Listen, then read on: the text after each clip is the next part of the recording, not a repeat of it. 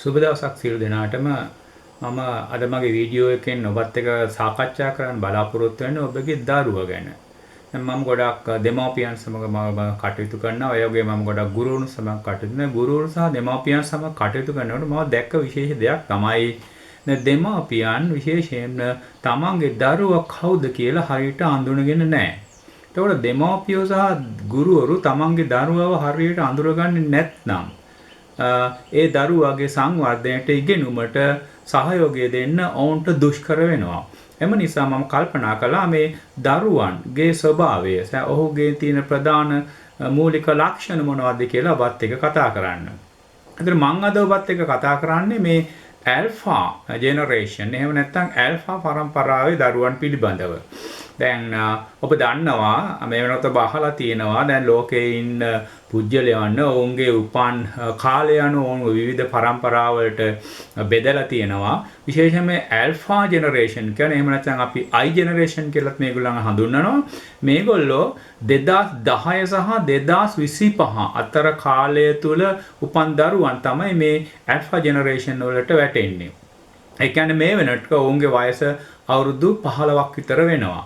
ඒතර දැන් මෙන්න මේ ඔබ මෙන්න මේ අවුරුදු 15ක් වයසට එහෙම නැත්නම් 2010ට පස්සේ 2010 හෝ ඊට පස්සේ දරුවන් ඇති දෙමාපියෙක් නම් ඔබ මමක් හෝ පියෙක් නම් ඔබ මේ වීඩියෝ එකේ කතා කරන දේවල් පිළිබඳව විශේෂ අවධානය යොමු කරයි කියලා මම බලාපොරොත්තු වෙනවා. මොකද මේ ලක්ෂණ පිළිබඳව ඔබට හොඳ අවබෝධයක් තියෙන්න ඕනි. දැන් අපි ගත්තොත් මුලින්ම අපි කතා කරමු මේ දරුවන්ට අපි කියන්නේ ඩිජිටල් නේටිව්ස්ලා කියලා. ඒ කියන්නේ ඒගොල්ලෝ මේ ඩිජිටල් ජන්මලාභීන්. ඔවුන්ට මේ ඩිජිටල් හැකියාව ඔවුන්ට උපතෙන්ම ලැබෙන දෙයක්. ඒතර ඔවුන්ගේ ජීවිතේ ගොඩක් වෙලාවට ගත වෙන්නේ මේ ස්මාර්ට්ෆෝන්ස් එහෙම නැත්නම් ටැබ්ලට් සහ මේ කෘත්‍රිම බුද්ධිය මේ AI apps එක්ක තමයි ඔවුන් නිතරම ගනුදෙනු කරන්නේ කටයුතු කරන්නේ. ඒකෙන් එපිටට ගිය ලෝකයක් ඔවුන්ට නැති තරම්. ඔබ නිතරම දකින්න ඇතිද ඔබේ දරුවා ගොඩක් වෙලාවට මේ ස්මාර්ට්ෆෝන් එකත් එක්ක එහෙම නැත්නම් වෙනත් ටැබ් එක හරි වෙනත් දේවල් එක්ක තමයි නිතරම කටයුතු කරන්න බලාපොරොත්තු වෙන්නේ. සමහරවිට මම දැකලා තියෙනවා දෙමාපියන් ගොඩක් වෙලාවට තරහා ගිහලා උන්ට බනිනවා. නමුත් මම කියන්නේ ඔවුන්ට මේක සම්පූර්ණයෙන්ම ගොඩක් වෙලාවක් භාවිතා කරන්න දෙන්න කියන එක නෙමෙයි. ඔවුන් අනිවාර්යයෙන්ම ඩිජිටල් ලෝකයේ තුල ජීවත් වෙන කට්ටිය.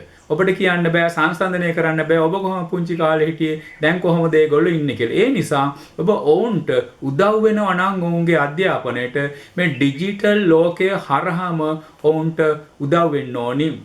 එසේ කරන්නේ කොහොමද කියන එක මම වෙනම වීඩියෝ එකකින් කතා කරන්න බලාපොරොත්තු වෙනවා. ඒතර ඊළඟ එක තමයි මේ ඔබගේ දරුවෝ ඒගොල්ලෝ ගොඩක් වෙලාවට මේ දෘශ්‍ය සහ අන්තර්ක්‍රියා ඉගෙනුමට කැමතියි.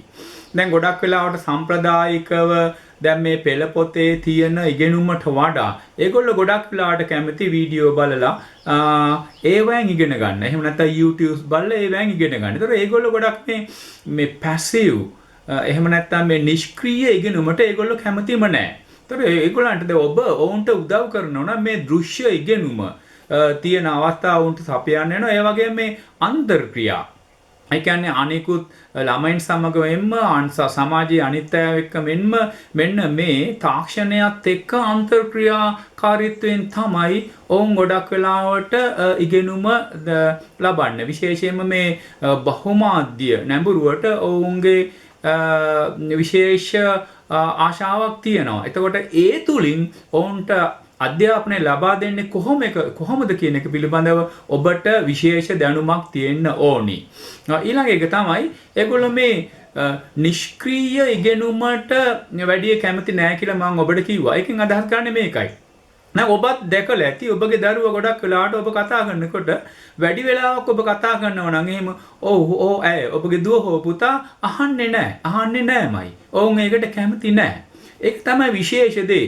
තමන්ට කැමැත්තක් නැති තමන්ට ආශාවක් නැති දෙයක් පිළිබඳ වැඩි දුරට අහගෙන හිටීමේ හැකියාව ඔවුන්ට නැහැ. අපි කියන්නේ මේ listening span කියන එක ඔවුන්ගේ කෙටි. ඒ නිසා දැන් ගුරුවරුත් මේක දැනගන්න ඕනේ, දෙමාපියොත් මේක දැනගන්න ඕනි. ගොඩක් වෙලාවට මේ ඔවුන්ට දැන් ගොඩක් වෙලාවට මම ඔබට කිව්වා ඔවුන්ට තියෙන්නේ මේ ඔවුන්ගේ මොළය සකස් වෙලා තියෙන්නේම මේ බහුමාධ්‍ය ඔස්සේ ඒ කියන්නේ ඊතා ඉක්මනින්ම කරුණු ලබා ගැනීමේ ක්‍රියාවලිය සඳහා.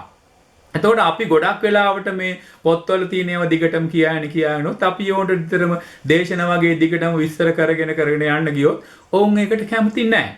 ඔවුන්ට ඒකට හැකියාවකුත් නැහැ. ඒතර ඔවුන්ගේ මොලේ සකස් වෙලා තියෙන්නේ මම කිව්වේ මේ listening span එක අඩුයි කියන එක.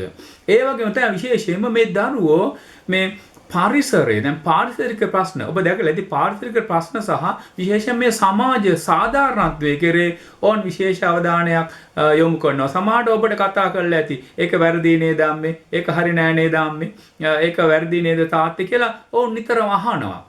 මේ දරුවෝ මේ විශේෂයෙන්ම පොඩි කාලේ ඉඳන්ම මේ 2010 සහ 2010ට පස්සේ උපන් දරුවෝට මේ පාරිසරික ගැටලු පිළිබඳව ඒ වගේම විශේෂයෙන් මේ සමාජ සාධාරණත්වයේ පිළිබඳවත් මේ ළමයින්ගේ විශේෂ හැකියාවක් නැත්නම් විශේෂ උනන්දුවක් විශේෂ දැනුමක් තියෙනවා. ඒ වගේම තමයි දැන් අපිට වඩා අයගොල්ලෝ වෙනත්. දැන් ගොඩක් වෙලාවට අනාගතේ මොකක් වේද කොහොම වේද මේ දරුවන්ට මොකද්ද වෙයි කියන අපි පුදුම බයකින් ඉන්නේ. දැන් මේ දරුවෝ එහෙම නෙමෙයි. ඒගොල්ලන්ට තියෙන්නේ ගොඩක් වෙලාවට මේ වෙනස්කම් වලට අනුවර්තනය වෙන්න පුළුවන් නම්‍යශීලී චින්තනයක්. ඔබ බලන්න ගොඩක් දැන් මේ වගේ අපි දැන් දුෂ්කර අවස්ථාවකට ආවත් සමහරට මොන ගැටලු ආවත් ඔවුන් ඒව ගණන් ගන්නේ නැහැ. ගණන් ගන්න නැත්තේ ඇයි? ඔවුන් දන්නවා ඔවුන්ට මේ වෙනස් වීමේ හැකියාව තියෙනවා. ඒ නිසා මේ වෙනස් වීම සහ අවිනිශ්චිතභාවය පිළිබඳව ඔවුන් බියටපත් වෙන්නේ නැහැ. අපි බියටපත් වුණාට. ඒතර මේකත් මේ දරුවන්ගේ තියෙන විශේෂ හැකියාවක්. ඔවුන්ට උපතින්ම ලැබෙන දෙයක්.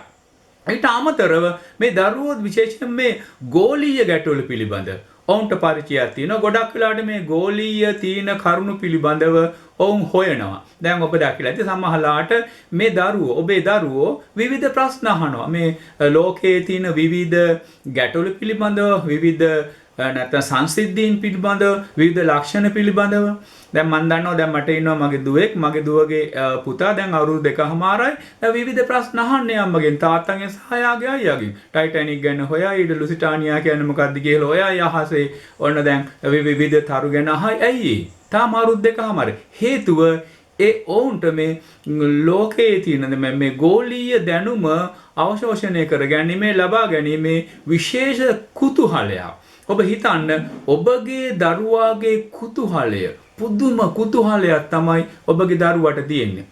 එතකොට මෙන්න මේ කුතුහලයට අපි කොහොමද අපි විසින් ඔවුන්ට උදව් කරන්නේ ඔවුන්ගේ මේ කුතුහලය නිසා ඔවුන් මේ සොයන කරුණු ඔවුන්ට ලබා ගන්න අපි ඔවුන්ගේ මේ ඔවුන්ට දෙන මේ පරිසරය අපි කොහොමද සකස් කරන්නේ කියන එක පිළිබඳව ඔබටත් මටත් එතකොට අපේ ගුරුවරුන්ටත් විශේෂ හැකියාවක් තියෙන්න ඕනි. ඊළඟ එක තමයි ඔවුන්ට ඕනි යමක් නිර්මාණය කරන. දැන් ඇල්ෆා ජෙනරේෂන් එකට කලින් හිටියේ. ඒ කියන්නේ 1996 සහ 2010 අතර කාලේ ඉපදුණු කට්ටියට අපි කියනවා Z ජෙනරේෂන් කියලා. දැන් Z ජෙනරේෂන් එකට වඩා ඒගොල්ලෝ දැන් ගොඩක් වෙලාවට මේ මාධ්‍ය කෙරේ විශේෂ අවධානය යොමු කළත් දැන් මෙයාලම ඇල්ෆා ජෙනරේෂන් එකේ කට්ටියට ඕනි මේවා නැරඹීම නෙමෙයි මේවා නිර්මාණය කරන්න. දැන් YouTube නිර්මාණය කරන්න. ඒතකොට මෙයාලට මේ අලුත් දේවල් නිර්මාණය කිරීමේ හැකියාව, ඒ වගේම ආසාව, ඒ වගේම කැමැත්ත මොවුන් තුළ ඉතා දැඩිව තියෙනවා. එම නිසාම ඔබ දකින්න ඇති ඔබගේ දුවට සහ පුතාට කතා කරනකොට මේ සම්ප්‍රදායිකව තියෙන අදහස් ඒවා අපේ සින් ගරු කළ යුතු දේවල් වෙන්නත් පුළුවන්. මේ අදහස් ඔවුන් ගණන් ගන්නෑ. ඔවුන්ට ඕනි ඔවුන් විසින්ම සංවර්ධනය කරගන්න අදහස් කෙරේ තමයි ඔවුන්ගේ අවධානය විශේෂයෙන්ම යොමු වෙන්නේ. එතකොට ඔබ ගුරුවරයෙක් නම් ඔබ පියෙක් හෝ මවක් නම් ඔබ නිතරම කටයුතු කරන්න ඕනි මෙන්න මේ ලක්ෂණය තුලින් ඔවුන්ගේ සංවර්ධනයට අපි කොහොමද උදව් වෙන්නේ කියන පිළිබඳව හැකියාවක් ඔබට තියෙන්න ඕනි. ඒ වගේම තමයි දැන් ගොඩක් වෙලාවට මෙයා තමන්ගේ පුජ්‍යලික බව අගයනවා. පුජ්‍යලික බව අගයන අතරම විශේෂයෙන්ම කොලැබොරේෂන් කියන අනිත් අය සමග සහයෝගීව විශේෂයෙන් මේ ඩිජිටල් ලෝකයේ තුල විවිධ දේවල් බෙදා හදා ගැනීමේ අවශ්‍යතාවයක් ඔවුන්ට තියෙනවා. ඒකත් විශේෂ ලක්ෂණයක්. ඊළඟ අපි කොච්චර කෑ ගැහුවත් මේ ඒගොල්ලෝ සෞඛ්‍ය ගැන හිතන්නේ නැහැ කියලා. ඔබ බලන්න ඔබගේ දුව ඔබගේ පුතා එයාලා මේ මානසික සෞඛ්‍ය කෙරේ ඒගොල්ලෝ විශේෂ අවධානයක් යොමු කරනවා. ඔබ හොඳින් සැලකිලිමත් ඔබ නිරීක්ෂණය කළොත් ඔබගේ දුව ඔබගේ පුතා කතා කරන්නේ මොකක්ද කියලා. ඔබ දකි ඔවුන්ගේ මේ වචන මාලාවේ මේ වාක්කෝෂයේ විශේෂයෙන් මේ ඉමෝෂනල් වොකැබියුලරි එක අපිට වඩා වැඩි. කියන්නේ මේ භාවාත්මක දේවල් පිළිබඳ කතා කිරීමට ඔවුන් යොදා ගන්නා වචන මාලාව අපේ වචන මාලාවට වඩා ගොඩක් පොහොසත්. දැන් මම මේ ඉතා සරලව තමයි මම මේ කතා කළේ. දැන් මේ ඇල්ෆා ජෙනරේෂන් එක. දැන් මේකට අපි I ජෙනරේෂන් කියලාත් කියනවා. මම නැවතත් කියන්නම් මේගොල්ලෝ 2010 සහ 2025 අතර උපදින දරුවන්. මේ අයගේ තියෙන මේ මූලික ලක්ෂණ තමයි මම මේ කතා කළේ. ඒතර මේක ඔබ ගුරුවරයෙක් නම් ඔබ දෙමාපියෙක් නම් අනිවාර්යයෙන්ම මේ පිළිබඳ ඔබ දැනගෙන සිටිය යුතුමයි. නැත්නම් ඔබට ඔබගේ දරුවාට උදව් කරන්න හැකියාවක් නැහැ. එසේනම් දැන් මෙන්න මේ කරුණු ඔස්සේ ඔබ කොහොමද ඔවුන්ට උදව් කරන්නේ මේ පිළිබඳව මම මේ එක ලක්ෂණ අරගෙන වෙනම වීඩියෝ මාලාවක් කරන්න බලාපොරොත්තු වෙනවා.